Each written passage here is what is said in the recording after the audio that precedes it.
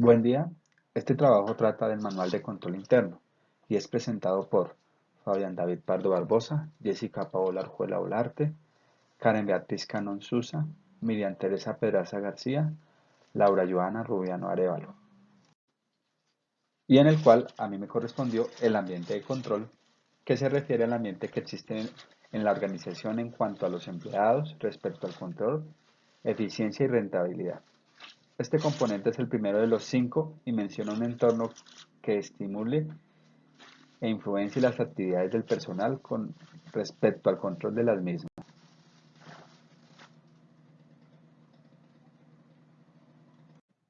Factores del ambiente de control. Se debe evaluar cada factor del ambiente de control en el momento de determinar si es positivo o no.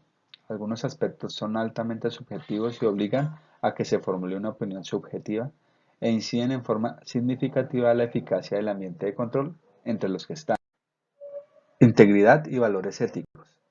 Establece enunciar los valores éticos y de conducta que se espera de todos los miembros de la organización, ya que la efectividad del control interno depende de la integridad de los valores éticos y de conducta.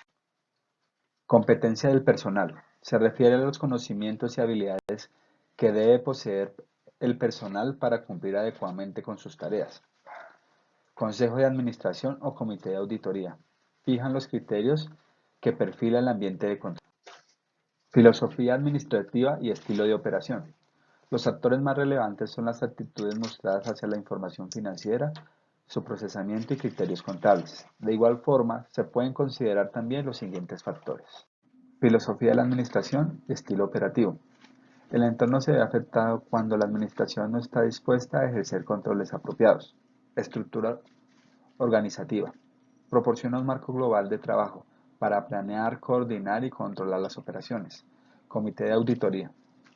Vigila las prácticas de la información financiera y contable de la entidad. El ambiente de control influye principalmente sobre el desarrollo de las operaciones, el establecimiento de los objetivos y estimación del riesgo y a su vez con el comportamiento de los sistemas de información y con la supervisión en general. Muchas gracias. Política de administración de riesgo. Según el Manual de Control Interno, la gestión de riesgo es uno de los aspectos que se puede considerar de vital importancia en las gestiones de las entidades públicas. Se podría decir que no hay actividad que no incluya un riesgo en cada proceso realizado. Una de las políticas de administración de riesgo es identificar las directrices para tratar y manejar los riesgos. Establece la posición de la dirección para la gestión de los riesgos y determina las acciones de controles necesarias.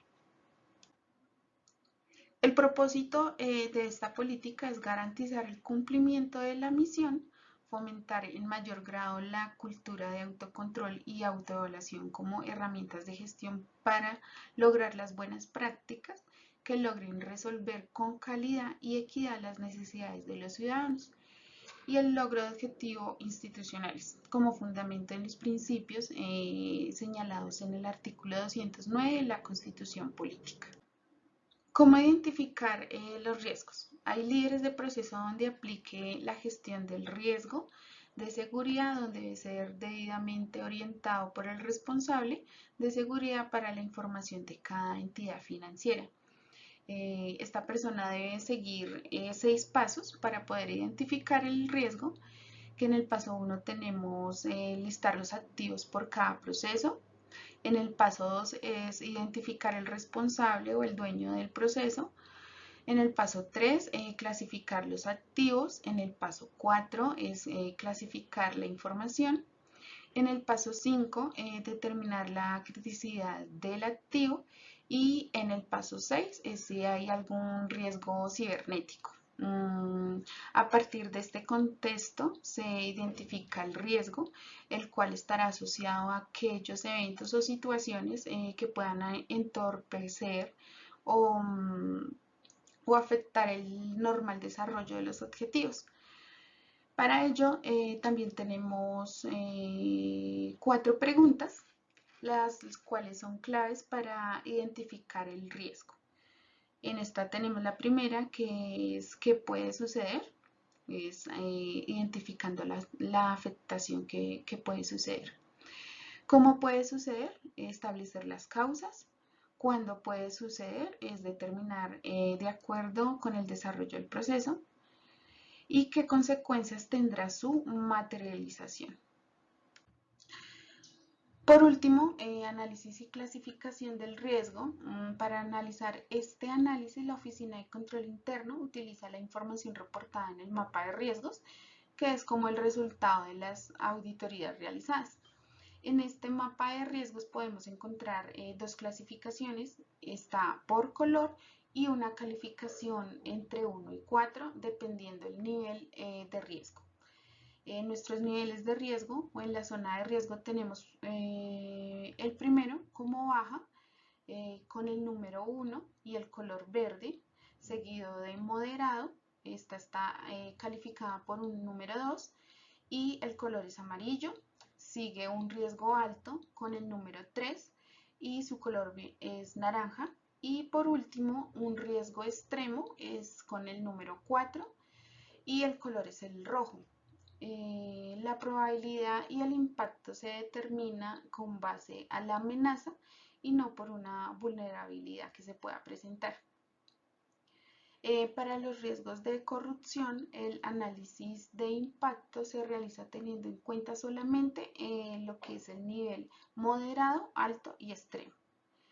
En cuanto a la calificación, el total de la calificación se debe dividir por la suma total del resultado entre el número de riesgo, es decir, entre el 4 y se obtendrá una calificación ponderada de los riesgos en el proceso. Buen día, mi nombre es Karen Cañón y vamos a hablar sobre los sistemas de información en el manual de control interno. Primero que todo, ¿qué es un sistema de información?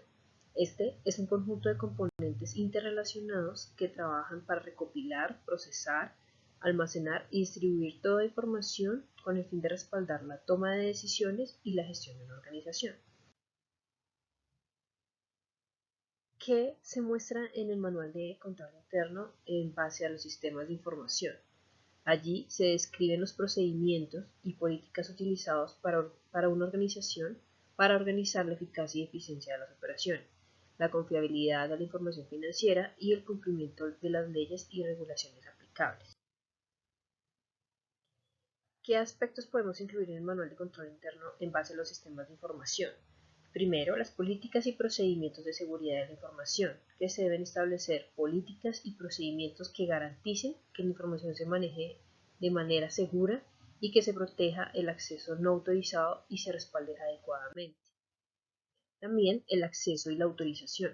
Se deben establecer ciertas políticas y procedimientos para asegurar de que solo el personal autorizado tenga acceso a este sistema de información y se establezcan niveles apropiados de autorización. También la continuidad del negocio y recuperación ante desastres.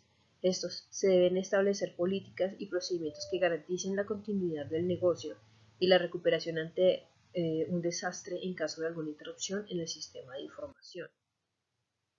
El desarrollo y mantenimiento del sistema, el cual garantiza que los sistemas de información se desarrollen y mantengan de manera adecuada por medio de pruebas y evaluaciones regulares y revisiones de seguridad.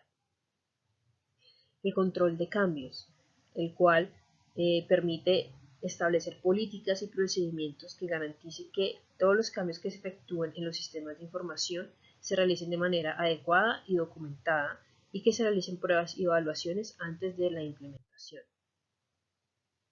Tenemos el monitoreo y la auditoría, el cual es para monitorear, como su nombre lo dice, el uso de los sistemas de la información y para realizar auditorías regulares para evaluar la efectividad de los controles y la integridad de los datos. Tenemos la capacitación y la conciencia, otro aspecto importante en el manual de control interno, donde se establecen las políticas y procedimientos que garantizan que el personal está capacitado en el uso adecuado de los sistemas de información y promueve la conciencia de la importancia de la seguridad de la información. La evaluación y la mejora continua.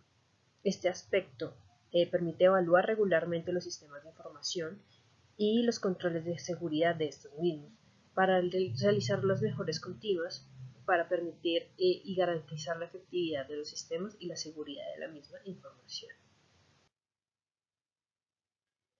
El manual de control interno y los sistemas de información son un conjunto de varios aspectos. Dentro de los que ya mencioné encontramos más. Estos son solo algunos de los aspectos que se pueden incluir en el manual de control interno relacionado a los sistemas de información. Es importante que las políticas y procedimientos se adapten a las necesidades y características específicas de cada organización y se actualicen regularmente para garantizar que sigan siendo efectivos en un entorno cambiante. Actividades de control. En las actividades de control se establecen los procedimientos a seguir en las operaciones para el cumplimiento efectivo de objetivos de la empresa. Estos pueden ser preventivos, de detección y correctivos, y tienen por función lograr resultados saludables y eficaces para toda la organización. Buen procesamiento de la información empresarial.